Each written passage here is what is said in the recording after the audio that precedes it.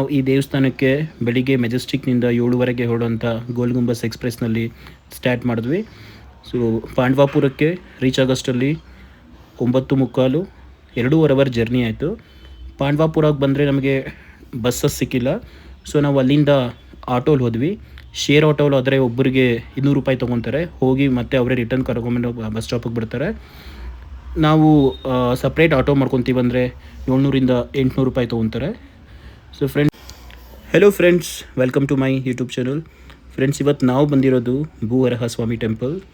ಈ ದೇವಸ್ಥಾನ ಮನೆ ಕಟ್ಟೋರಿಗೆ, ಸೈಟ್ ತೊಗೊಳ್ಳೋರಿಗೆ ಮತ್ತು ಜಾಗದ ವಿಷಯದಲ್ಲಿ ಏನಾದರೂ ತೊಂದರೆ ಇರೋರಿಗೆ ಈ ದೇವಸ್ಥಾನಕ್ಕೆ ಬಂದರೆ ತುಂಬ ಒಳ್ಳೆಯದಾಗುತ್ತೆ. ಈಗ ನಾವು ದೇವಸ್ಥಾನ ರೀಚ್ ಆಗಿದ್ದೀವಿ. ನೀವೇನಿದು ನೋಡ್ತಾ ಇದ್ದೀರಲ್ಲ, ಇದೇ ಕಲ್ಲಳ್ಳಿಯ ವರಹನಾಥ ಸ್ವಾಮಿ ದೇವಸ್ಥಾನ. ಈ ದೇವಸ್ಥಾನ ಮನೆ ಕಟ್ಟೋರಿಗೆ ಮತ್ತು ಸೈಟ್ ತೊಗೊಳ್ಳೋರಿಗಂತೂ ತುಂಬ ಒಂದು ಇಂಪಾರ್ಟೆಂಟ್ ದೇವಸ್ಥಾನ ಅಂತ ಹೇಳ್ಬೋದು. ಆಲ್ಮೋಸ್ಟ್ ಎಲ್ಲ ಬರೋವಂಥ ಜನ ಎಲ್ಲ ಅದೇ ಪರ್ಪಸ್ಸಾಗಿ ಇಲ್ಲಿ ಬಂದಿರ್ತಾರೆ. ಇಲ್ಲಿ 2 ಪೂಜೆ ನಡೆಯುತ್ತೆ. ಒಂದು ಮೃತ್ತಿಕಾ ಪೂಜೆ, ಮತ್ತೊಂದು ಇಟ್ಟಿಗೆ ಪೂಜೆ. ಸೈಟ್ ತೊಗೊಬೇಕಂತಿರೋರು ಇಲ್ಲಿನ ಒಂದು ಮಣ್ಣು ತೊಗೊಂಡೋಗಿ ಮನೆಯಲ್ಲಿ ಪೂಜೆ ಮಾಡೋದ್ರಿಂದ ಆ ಸೈಟ್ ನಿಮ್ಮದಾಗುತ್ತೆ ಅನ್ನೋ ನಂಬಿಕೆ ಇದೆ. ಮತ್ತು ಇಟ್ಟಿಗೆ ಪೂಜೆ ಏನಂದರೆ, ನೀವು ಮನೆ ಕಟ್ತಾ ಇದ್ದರೆ ಇಲ್ಲಿ 2 ಇಟ್ಟಿಗೆ ತೊಗೊಂಡು ಒಂದು ಇಟ್ಟಿಗೆಯನ್ನು ದೇವಸ್ಥಾನದಲ್ಲಿಟ್ಟು ಮತ್ತೊಂದು ಇಟ್ಟಿಗೆಯನ್ನು ನಾವು ಕಟ್ತಾ ಇರೋ ಕಟ್ಟಡದಲ್ಲಿ ಬಳಸುವುದು. ಮೃತ್ತಿಕಾ ಪೂಜೆ ಮಾಡಿಸ್ಬೇಕಂದ್ರೆ ನಾವು ₹200 ಕೊಟ್ಟು ಟಿಕೆಟ್ ತೊಗೊಬೇಕು. ಮತ್ತು ಇಟ್ಟಿಗೆ ಪೂಜೆಗೂ ಸಹ ₹200 ಟಿಕೆಟ್ ಇರುತ್ತೆ.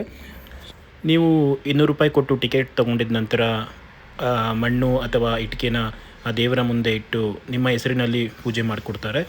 ಸೊ ಅವರವರ ಹೆಸರಲ್ಲಿರುವಂಥ ಇಟ್ಟಿಗೆ ಅಥವಾ ಮಣ್ಣನ್ನೇ ಅವರು ತಗೊಂಡು ಮನೆಗೆ ಬರಬೇಕು. ಇಟ್ಟಿಗೆ ಆಗಿದ್ದರೆ ಒಂದು ಇಟ್ಟಿಗೆ ಅಲ್ಲಿ ದೇವಸ್ಥಾನದಲ್ಲಿಟ್ಟು ಮತ್ತೊಂದು ಇಟ್ಟಿಗೆಯನ್ನು ನಾವು ಮನೆಗೆ ತೊಗೊಂಬರಬೇಕು. ಮನೆಗೆ ತೊಗೊಂಡು ಬಂದ ನಂತರ ನಾವು ಕಟ್ಟುತ್ತಿರುವಂತಹ ಕಟ್ಟಡದಲ್ಲಿ ಆ ಇಟ್ಟಿಗೆಯನ್ನು ಬಳಸಬೇಕು. ಸೈಟ್ ತೊಗೋಬೇಕಂತಿರೋರು ಅಲ್ಲಿ ದೇವಸ್ಥಾನದ ಪಕ್ಕದಲ್ಲೇ ಮಣ್ಣಿರುತ್ತೆ. ಆ ಮಣ್ಣನ್ನು ನಾವು ಒಂದು ಕವರ್ನಲ್ಲಿ ತೊಗೊಂಡು ಆ ಮಣ್ಣನ್ನು ಮೃತ್ತಿಕಾ ಪೂಜೆ ಮಾಡಿದ ನಂತರ ಮನೆಗೆ ತೊಗೊಂಬಂದು ಒಂದು ಅರಿಶಿಣದ ಬಟ್ಟೆಯಲ್ಲಿ ಅದನ್ನು ಕಟ್ಟಿ ನಮ್ಮ ಕೆಲಸ ಸಂಪೂರ್ಣ ಗಂಟ ಅದನ್ನು ಪೂಜೆ ಮಾಡಿ ನಂತರ ಮತ್ತೊಂದು ಸರಿ ದೇವಸ್ಥಾನಕ್ಕೆ ಬಂದು ಕಾಣಿಕೆ ಹಾಕಿ ಆ ಮಣ್ಣನ್ನು ತುಳಸಿ ಕಟ್ಟೆಗೆ ವಿಸರ್ಜನೆ ಮಾಡಬೇಕು. ಈ ದೇವಸ್ಥಾನಕ್ಕೆ ಬರೋದಕ್ಕೆ ಹಲವಾರು ಮಾರ್ಗಗಳಿವೆ. ನಾವು ಪಾಂಡವಾಪುರದಿಂದ ಮೆಜೆಸ್ಟಿಕ್ಕಿಂದ ಪಾಂಡವಾಪುರಕ್ಕೆ ಬಂದು ಪಾಂಡವಾಪುರದಿಂದ ಆಟೋಲ್ಲಿ ಬಂದ್ವಿ. ಪಾಂಡವಾಪುರದಿಂದ ಈ ದೇವಸ್ಥಾನಕ್ಕೆ ತುಂಬ ಕಮ್ಮಿ ಬಸ್ಗಳಿದೆ. ಮತ್ತು KR ಪೇಟೆಯಿಂದನೂ ಇಲ್ಲಿಗೆ ಬಸ್ಸಸ್ ಇದೆ. ಬಟ್ ಎಲ್ಲ ಬಸ್ಸಸ್ಸು ಟೈಮಿಂಗ್ಸ್ ಇದೆ. ಸೊ ಆದಷ್ಟು ಆಟೋಗಳಲ್ಲೇ ಈ ದೇವಸ್ಥಾನಕ್ಕೆ, ಆಟೋಗಳಲ್ಲಾಗಿರ್ಬೋದು ಮತ್ತು ಪ್ರೈವೇಟ್ ವೆಹಿಕಲ್ಸ್ಗಳಲ್ಲಿ ಈ ದೇವಸ್ಥಾನಕ್ಕೆ ಬಂದು ಬರ್ತಾರೆ.